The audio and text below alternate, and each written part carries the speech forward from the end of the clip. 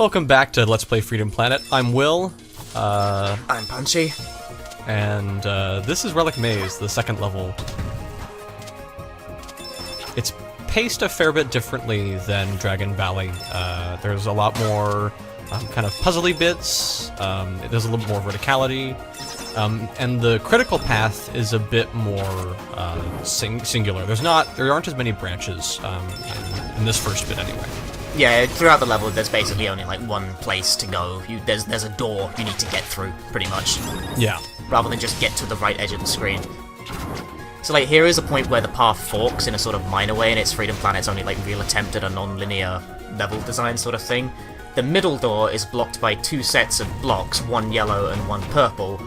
Purple room's on the top, yellow room's on the bottom. The idea is that you progress through these rooms, trying to find the switch that gets rid of the blocks so you can leave the room and then go to the other one and then eventually unblock the middle door, because the rooms brick themselves off when you enter them.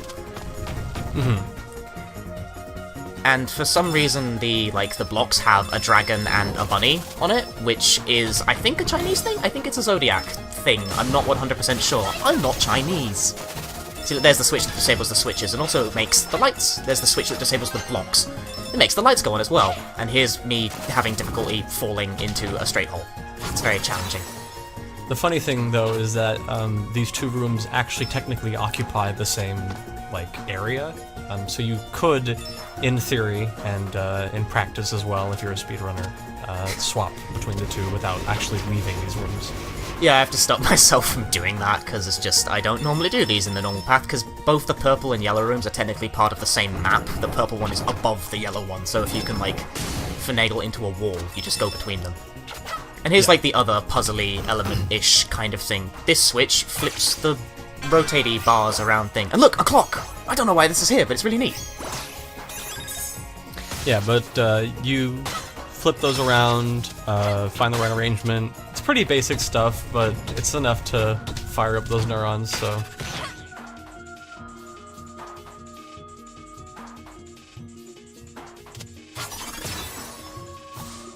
So here's a mid-boss sort of thing, vaguely a mid-boss. Relic Maze has a fair few of these. Just this dude who is many blocks.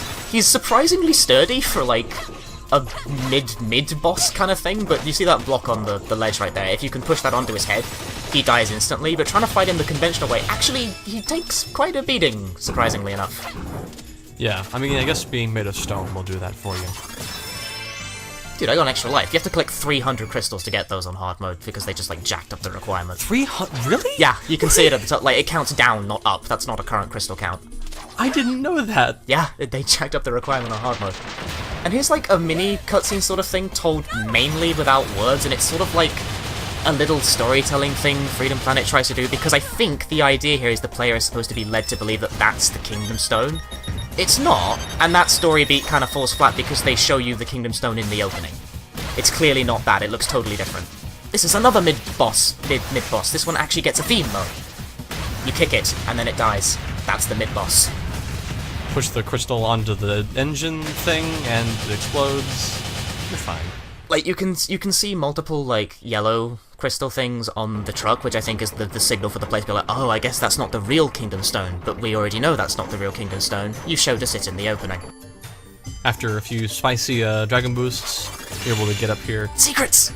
I don't know if I'm actually supposed to be able to get here as Lilac, but I can, so I will. Maybe if I try it again. Yes. Yes.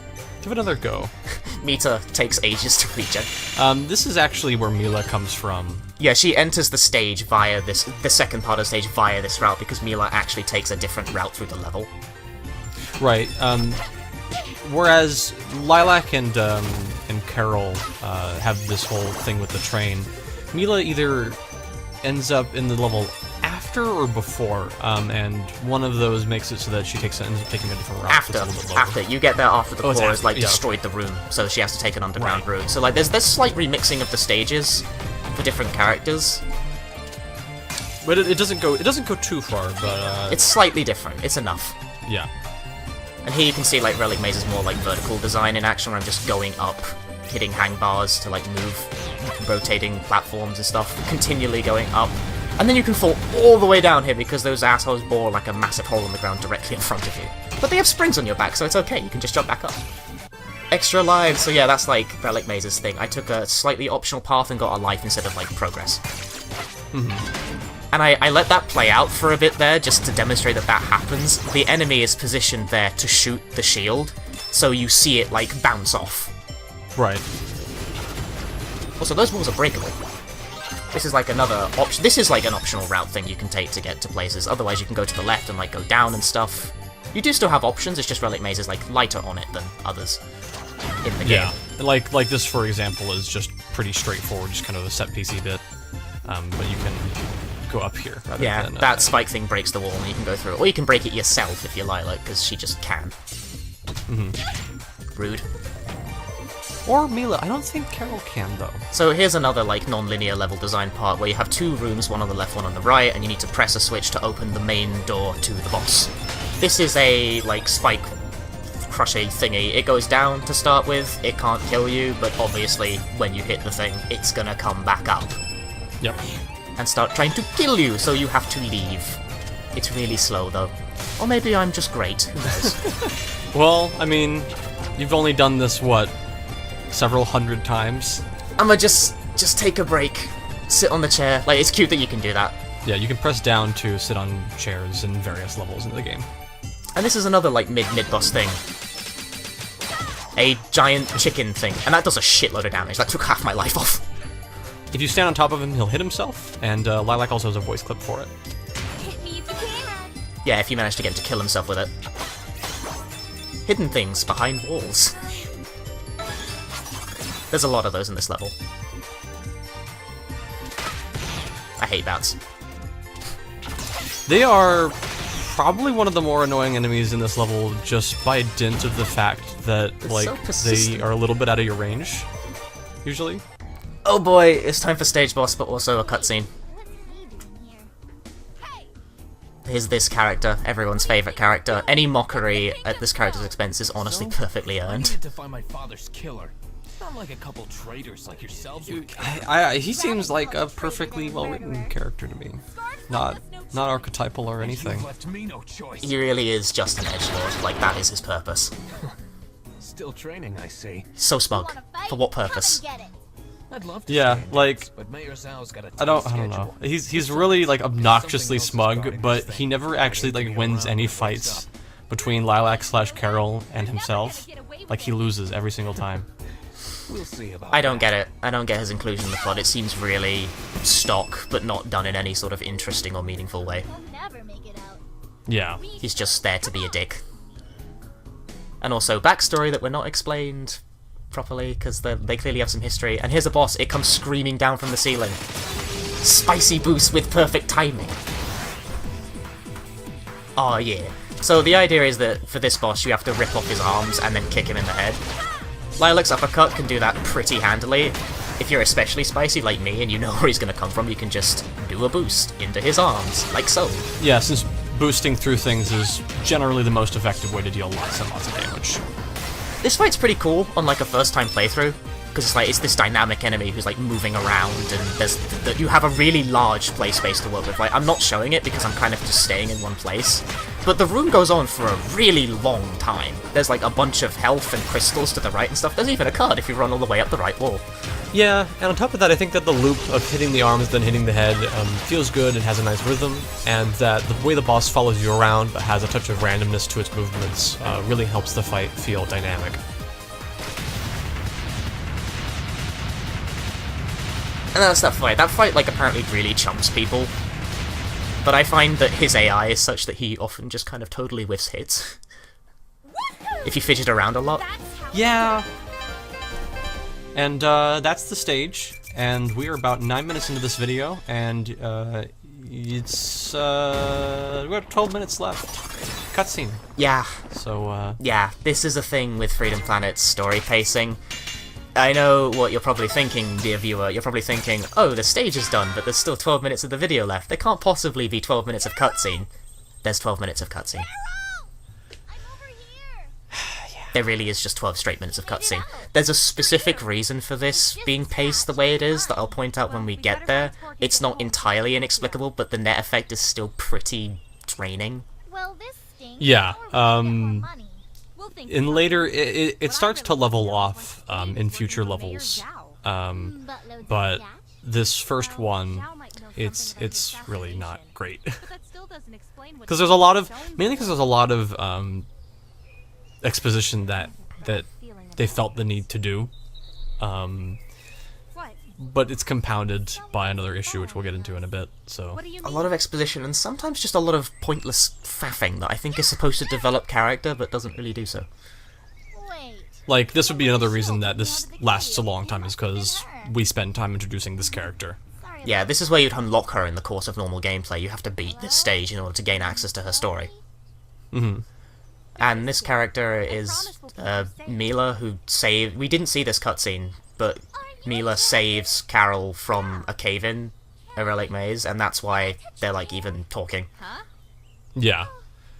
Like, Carol's like, oh yeah, you saved me, and I somehow know this because I associate laser beams with dogs? I guess, that's not explained either, because, like, she says, someone with a shield pulled me out, it must have been her.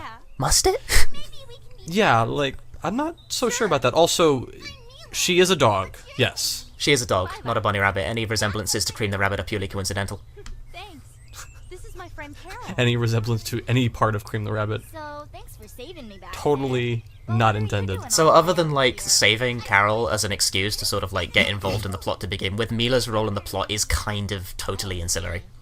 Yeah, You can come. it's... And Lila just readily adopts her with, like, no problem. She's just like, come home with us, and it's like, eh? Nobody knows Okay, where it is. I mean... She takes to her really strongly, really fast.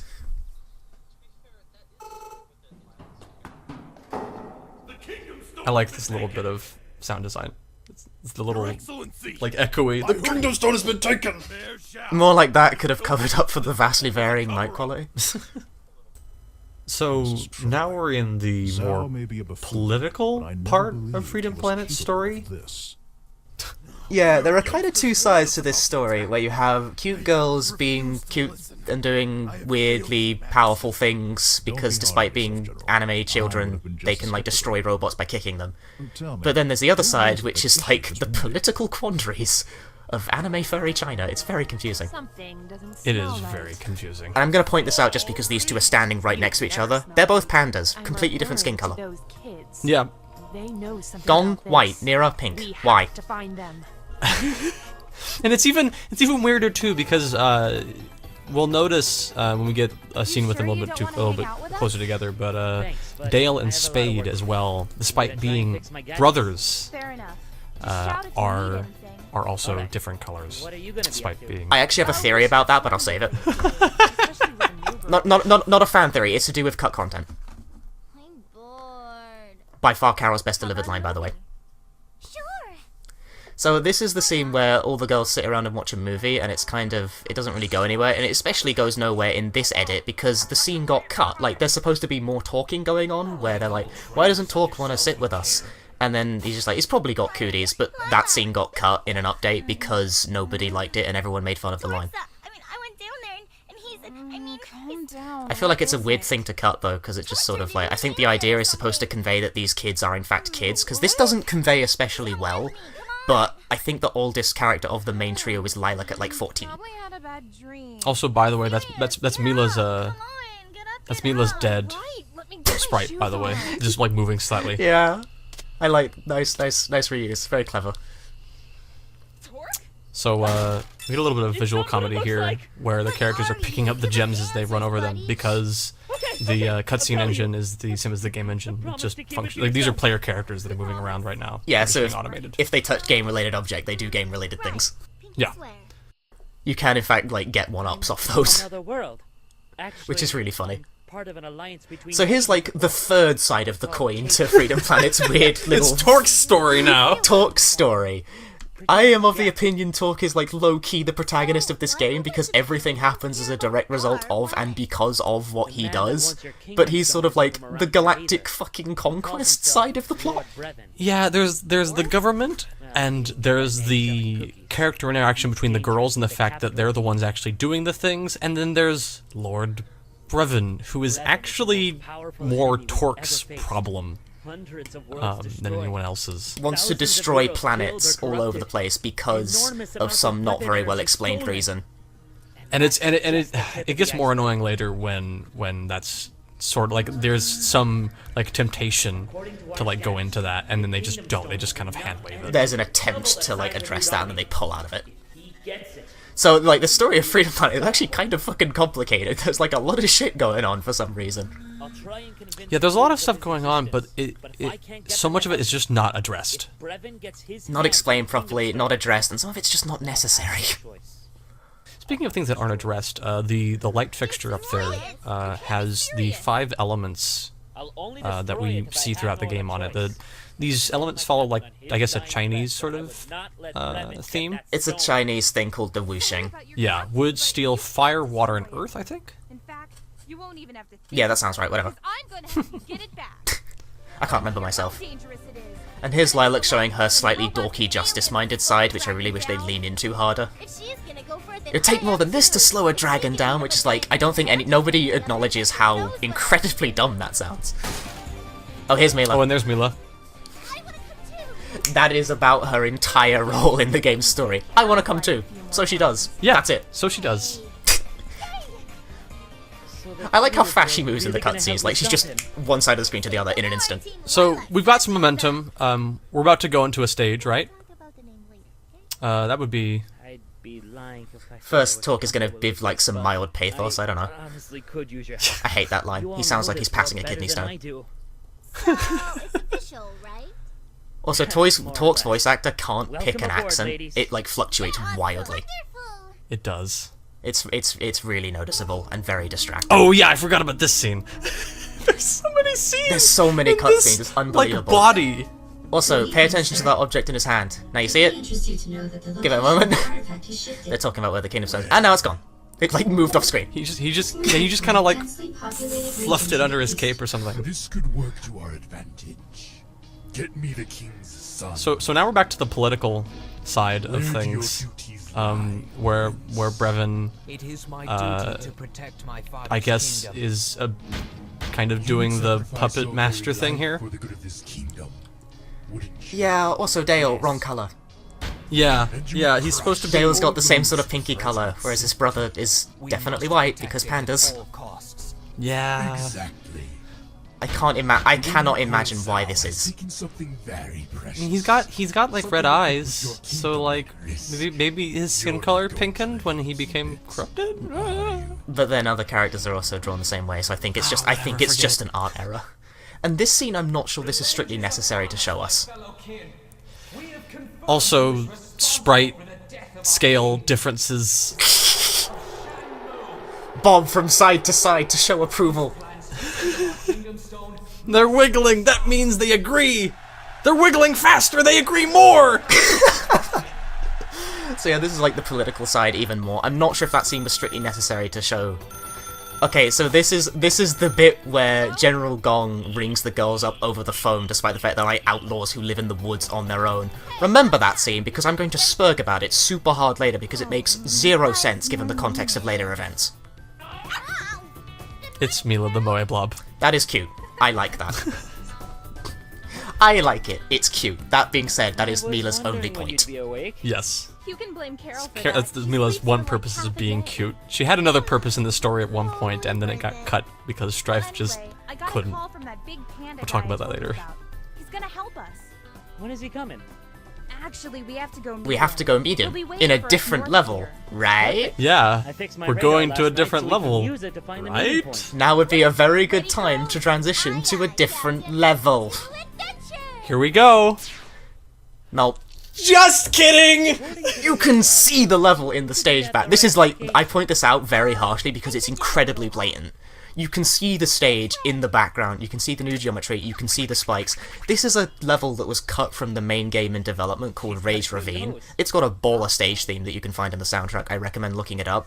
But this got cut from the game because apparently Strife just wasn't happy with how it was, like, going in terms of, like, gameplay. It was apparently bad, so he just removed it.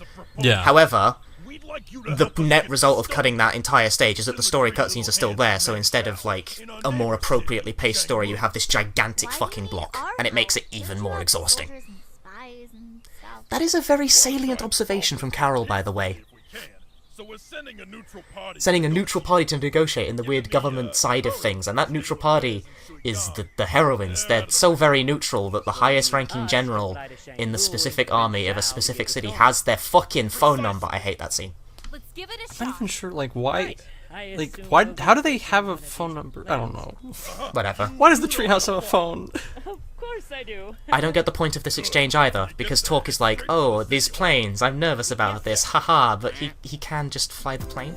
Yeah, and then in the next stage, when he's like flying the plane during the stage, it's like, you know, fine. So Yeah, I don't it's- understand it. Visual comedy! I like it. That's a nice touch. And now we're actually in the place we're going to be doing the next stage. This is Shangmu. You just had The to highly follow me, commercialized didn't city. You? Also, this guy again, I'm sure you're thrilled. You seemed pretty determined to get that stone back. We missed him. He's just waiting here by the lamppost like he knew we were going to land directly there. Worse. Yeah, it's like, oh yeah. I've already Hi. finished the job. It's time for my Like, brother has he? to How long finish has he been leaning against that? Like if we panned the camera down while they were like pulling in through plane, When he would we finds see the him man just who standing murdered our there, father, like there same will be no position, be like, mercy oh, for the any king moment now they're gonna be here, and then I can like We know. act like I was here all along, being Nice smug. try. Will you just hold on a minute and let us Carol being like the explain? most vaguely level-headed person in the plot because she's just like, can you like, allow me to explain? Because we actually do nobody- know what's happening, and nobody listens to her. Everyone, No. split up. Why does everyone split up? We'll cut him off with a huge shopping mall over there. Got it.